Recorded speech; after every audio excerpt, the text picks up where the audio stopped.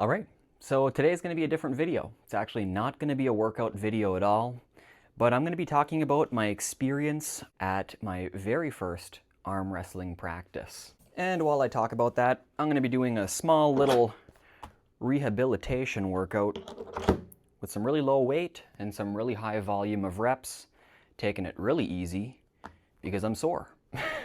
So I ended up going to my very first arm wrestling practice. Was about 25 minutes away from home, and it was a fantastic experience. I had a blast. The people there were extremely kind. I could genuinely say that I learned more about arm wrestling in that hour and a half or 2 hour session than I did in the past year of doing arm wrestling related workouts. And I'm absolutely going to be going back.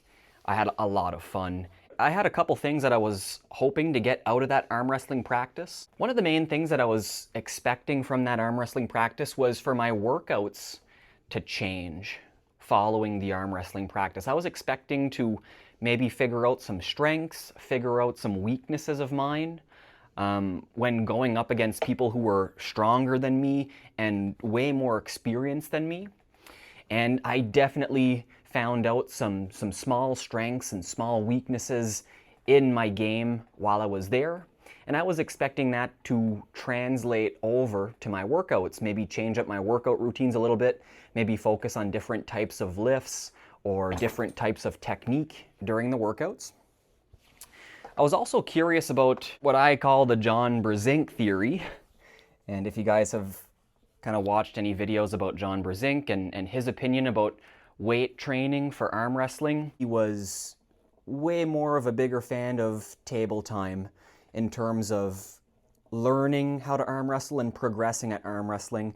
I don't think he really gives much credit to weightlifting for arm wrestling. So I was really curious to see if that was actually the case.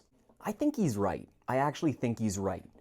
The reason why is because after that arm wrestling practice, despite weight training as often as I could and as heavy as I could for the previous year leading up to that arm wrestling practice, I've never felt any kind of soreness like I have after that arm wrestling practice. Nothing close. And it's not an unbearable type of soreness. I'm getting by just fine. It's soreness in areas that I've never felt before.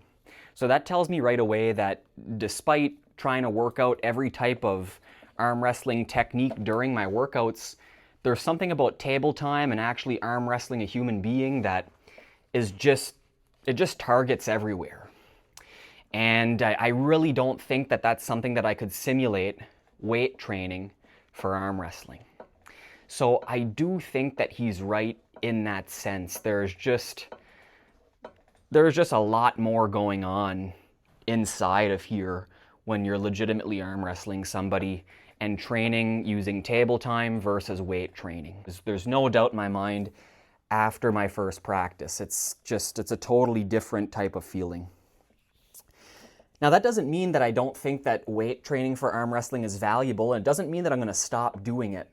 I think the biggest pro that weight training for arm wrestling provides is for rehabilitation, which is what I'm doing right now.